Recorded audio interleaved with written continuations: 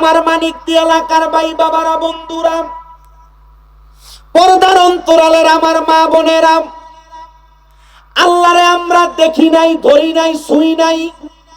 ওই আল্লাহরে না দেখা বিশ্বাস করার নাম হইল ঈমান। জোরে কোন সুবহানাল্লাহ। বাজানো, কিন্তু আমরা আল্লাহর সঙ্গে কথা বলছি একপঙ্খী কথা, দুই পঙ্খী কথা নয়, এক পাক্ষিক কথা, দুই পাক্ষিক কথা নয়। আমি বলছি আমার মাওলা শুনছে, কিন্তু আমার মাওলা বলছে আমি শুনি নাই। আমি বললে মাওলা শোনার মতো মাওলা সেই ক্ষমতা আছে, কিন্তু মাওলা বললে মাওলাটা শোনার মতো ক্ষমতা আমার এখনো হয় নাই। হইব কেমনে? আমি আমার ওয়াজটা দিয়া সেটাই বোঝানোর চেষ্টা করব। হে আমার মানিকদি এলাকার পর্দার অন্তরালের মা বোনেরা, একটু অন্তরের কানটা লাগে মনোযোগ দিয়া বয়ানটা শোনার চেষ্টা করবা। আমি বলছিলাম আমরা আল্লাহর সঙ্গে কথা বলছি কেমনে। মেশকাতুল মাসাবির বাবু সালাত অধ্যায়, নামাজের অধ্যায়ে আল্লাহর নবী হাদিসে মুবারাকার মধ্যে বলতেছে, দুনিয়ার বান্দার দলেরা রে, এই নবীর উম্মতের দলেরা, আমার নবী বলেন উম্মত, এই উম্মতের দলেরা, দুনিয়ার জমিনের মধ্যে তোমরা এমন ভাবে আল্লাহ তাআলার কাছে নামাজের মধ্যে দাঁড়ায়া যাও যেন আমার আল্লাহকে তোমরা দেখতে পাও। জোরে জোরে কোন সুবহানাল্লাহ। মাবুদ, আপনারে তো আমরা কোনোদিন দেখি নাই, কোন সাহাবারা দেখে নাই, কোন ওলিরা দেখে নাই, কোন গাউসরা দেখে নাই, কোন কুতুবরা দেখে নাই, কারণ আল্লাহ তোমারে আকার নাই, তুমি নিরাকার। মাবুদ গো, তোমারে তো ধরা যায় না, ছোঁয়া যায় না, কিন্তু তুমি বলতেছো আমরা এমন ভাবে নামাজ আদায় করতাম যেন আমরা আপনি আল্লাহকে দেখতে পাই। সাহাবায়ে কেরাম আমার নবীরে ডাক দিয়া কই, ইয়া রাসূলুল্লাহ, ইয়া হাবিবাল্লাহ, নবী গো, ও মায়ার নবী, কেউ তো আমার আল্লাহরে কোনোদিন দেখে নাই, তো আমরা তো আমার আল্লাহরে দেখবো কেমনে? দেখতে তো পারবো না, এমন কোন ক্ষমতা তো আমাদের নাই। আমার নবী ডাক দিয়া কয়, সাহাবীরা রে, ও সাহাবীরা, তাইলে তোমরা এমন ভাবে নামাজের মধ্যে দাঁড়ায়া যাও স্বয়ং আমার আল্লাহ যেন তোমাদেরকে দেখতেছে। আমার নবী রাহমাতুল লিল আলামিন নবী কয়, যখন নামাজের মধ্যে দাঁড়ায়া আমার আল্লাহর কোন বান্দা তার নামাজের শুকরিয়া আদায় করে, সুবহান রাব্বিয়াল আলা বলে, সুবহান রাব্বিয়াল আযীম পড়ে, সূরা কেরাতগুলা পড়ে, তখন বান্দাটা, ওই বান্দাটা আমার আল্লাহর একবারে একটা প্রিয় বান্দা হয়ে যায়। মাবুদ, বুঝতে পারলাম আপনার প্রিয় বান্দা হয়ে যায়। কেমনে প্রিয় বান্দা হয়? বলে, বান্দা যখন 5 ওয়াক্ত নামাজে দাঁড়ায়া যায়, ওই বান্দাটারে আমি আল্লাহ বড় ভালোবাসি, বড় মুহাব্বত করি, বড় মায়া করি। আল্লাহ বুঝতে পারলাম মায়া করেন, মুহাব্বত করেন। তো মুহাব্বত আর মায়াটা কেন করেন? বলে, বান্দা যেন আমার বান্দা না থাকে, এই বান্দা যেন আমি আল্লাহর বন্ধু হয়ে যায়। ও বন্ধু রে, বান্দা তো বান্দা না, বান্দা বন্ধু হয়ে গেলে সম্পর্কটা একবার ফ্রি হয়ে যায়। আল্লাহর সঙ্গে যদি একটা ফ্রি কানেকশন সম্পর্ক লাগাইতে পারো, আমার আল্লাহর কাছে তুমি যা চাইবা আমার আল্লাহ তোমারে দিতে দেরি করবে না। বলে, হুজুর কেমনে আল্লাহর বান্দা চাইকা বন্ধু হইয়া যায়? একটা বার আমরা বান্দারা জানতে চাই। আমার আল্লাহ কয়, বান্দা,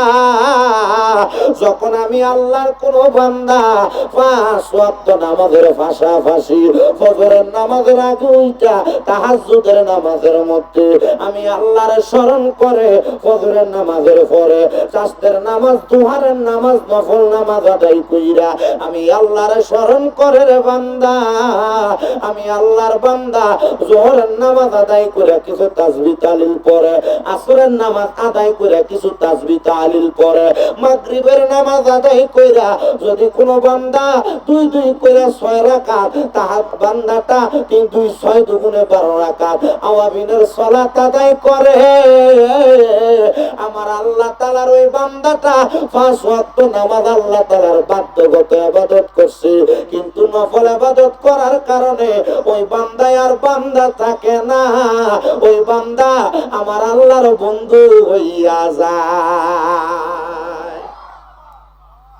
আল্লাহ কি হইয়া যায়? বন্ধু হইয়া যায়। না কি হইয়া যায়? আমরা কি আল্লাহর বান্দাই থাকতে চাই না বন্ধু হইতে চাই? জোরে কয় না। বান্দাই থাকতে চাই না বন্ধু হইতে চাই? সুবহানাল্লাহ।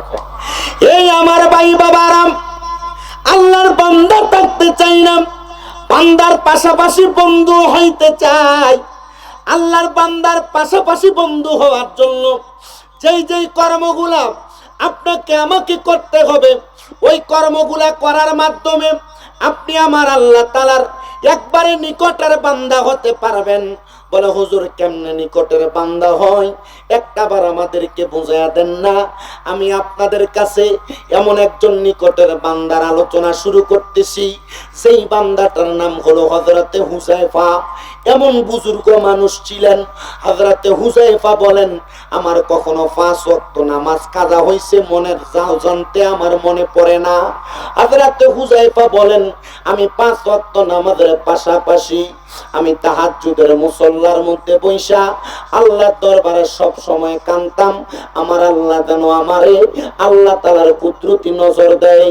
আমি হুযায়ফা আল্লাহ তাআলার কুদরতি নজর পাওয়ার জন্য যখন কান্নাকাটি করতাম, হঠাৎ করে একদিন আমি হুযায়ফা আল্লাহ তাআলার কাছে কাঁদতেছি, কান্না করতে করতে আমি হঠাৎ করে আমার নামাজের মুসল্লাটার মধ্যে মাতালের মতো বেহুশ হয়ে পড়ে গেছি। মানে যেইটারে আমরা মুরাকাবা বলি, যেইটারে আমরা ধ্যান বলি, চক্ষু বন্ধ কইরা দিন দুনিয়ার কথা বুইলা আখিরাতের কথা স্মরণ কইরা মাওলার কাছে কোনো গোপন বিষয়ে ধ্যান করাকে মুরাকাবা বলে, মাওলার কাছে কোনো বিষয়ে গভীর চিন্তা করাকে মুরাকাবা বলে। হযরতে হুযায়ফা ডাক দিয়া বলে, এ জগতের মানুষ শোনো, আমি আল্লাহর দরবারে তাহাজ্জুদের মুসল্লার ভিতরে যখন কান্না করি, কান্নারত অবস্থায় আমি আমার নামাজের মুসল্লাটার ভিতরে আমি বেহুশ হয়ে পড়ে গেলাম। এমন টাইমে আমি হুযায়ফা দেখতে পাইলাম নামাজের মুসল্লা বেহুশরত অবস্থায় আমার চোখের সামনে দুইটা কবরের মধ্য থেকে দুইজন মানুষকে দেখা যায়। সেই দুইটা মানুষ কবরের মধ্যে থাইকা তারা শুধু রোনাজারি করে, আর তাদের সামনে সুন্দর দামি দামি খাবার, কিন্তু তারা ওই দামি দামি খাবারগুলা খায় না। হুযায়ফা তুমি কি বলতে পারো এটার কারণটা কি? হুযায়ফা কয়, না আমি বলতে পারবো না, তবে আমার কাছে আমার এলাকার সবচাইতে বড় একজন স্বপ্নের তাবির করনেওয়ালা ব্যক্তি, যার নাম হযরতে ইবনে সিরিন, আল্লামা ইবনে সিরিনের কাছে আমি গেলাম। আমি ডাক দিয়া বললাম, আগো আল্লামা ইবনে সিরিন, আপনি আমার একটা স্বপ্নের ব্যাখ্যা করে দেন। আমি স্বপ্নের মধ্যে দেখেছি দুইটা কবর, ওই কবরের মধ্যে একজন নারী একজন পুরুষকে দেখা যায়। যেই নারী পুরুষরা কবরের মধ্যে বসে আছেন, তাদের গায়ের জামা কাপড় গুলা সুন্দর, পোশাক গুলা সুন্দর, কিন্তু তারা কবরের মধ্যে সামনে দামি দামি রং বেরঙ্গের খাবার নিয়ে তারা শুধু কান্নাকাটি করতেছে।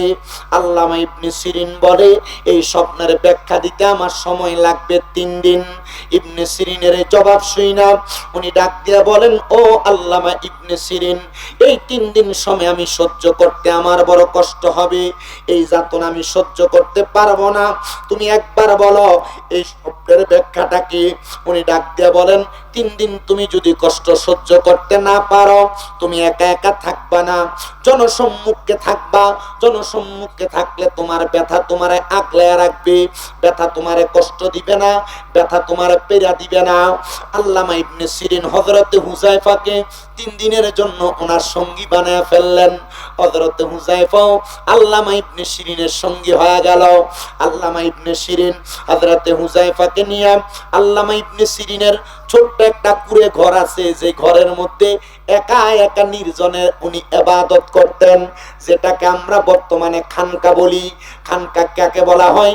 যে কোনো দরবারের নামে, যে কোনো দরবারের একটা শাখা হিসেবে এলাকার প্রতিনিধিরা, এলাকার খাদেমরা প্রত্যেক সপ্তাহে একদিন অথবা প্রত্যেক দিন আসরের পরে, মাগরিবের পরে, এশারের পরে আখাসুল খাস ভাবে যে জায়গায় ইবাদত করে, এটাকে বলা হয় খানকা। মারহাবা বলেন না? এটা এটাকে বলা হয় খানকা। প্রিয় মুসলমানেরা, একটু অন্তরের কানটা লাগায়া শোনাও। আল্লামা ইবনে সিরিন রাহমাতুল্লাহ আলাইহি উনি ওনার ঘরের মধ্যে উনি যখন প্রবেশ করলেন, সাথে ওনার ছোট লোকটা যার নাম হযরতে হুযায়ফা, তার সঙ্গে নিয়া আল্লামা ইবনে সিরিন রাহমাতুল্লাহ আলাইহি একসাথে উনি নামাজ আদায় করেন। হযরতে হুযায়ফা বলেন, আল্লামা ইবনে সিরিনের মতো একটা নামাজি ওই যুগে আমি আমার জীবনে দেখি নাই। আর বর্তমানে বহু নামাজি দেখবেন আপনাদের মানিকদির মসজিদে নামাজ পড়ে, মুরগি যেভাবে ঠোকরা ঠোকরা আদার খায়, মুসল্লি এভাবে নামাজ পড়ে, নামাজে যায়, মসজিদে যায়, রুকু দেয়, সেজদা দেয়, মনে হয় বাড়িতে তার লাখ কোটি টাকার কাজ ফেলে আসছে, কোন সময় মসজিদ থেকে বাড়িতে যাবে এই তাড়াহুড়া চলে। আপনারা বলেন এমন নামাজি সমাজে আছে না নাই? আবার এমন অনেক নামাজি আছে, নামাজও পড়ে, পায়ে বাতিদার জমি দখল করে করে খায়, নামাজও পড়ে, মানুষের সম্পদ দখল করে করে খায়, নামাজও পড়ে, মানুষের উপর জুলুম করে, নামাজও পড়ে, মানুষের উপর অত্যাচার করে, নামাজও পড়ে, এর বউ বেফরটা বেফরটা ঘুরে, নামাজও পড়ে, এই বেটা সমাজের মধ্যে বিশৃঙ্খলা গালিগালাজ করে, নামাজও পড়ে, সুদের টাকা খায়। আপনারা বলেন এমন মুসল্লিও মানিকদি এবং ভৈরব কিশোরগঞ্জ সোনার বাংলাদেশে আছে না নাই? এ বাবা, যারা নামাজ পড়ে সুদ খায়, যারা নামাজ পড়ে ঘুষ খায়, যারা নামাজ পড়ে পরের হক খায়, যারা নামাজ পড়ে তাদের বউরা বেপরটা চলে, যারা নামাজ পড়ে যারা গুনার কাজ করে, যারা নামাজও পড়ে পরের হক মেরে মেরে খায়, যারা নামাজও পড়ে মানুষের উপরে জুলুম অত্যাচার চালায়, এরা জাহান্নামী, এরা জাহান্নামী, এরা জাহান্নামী।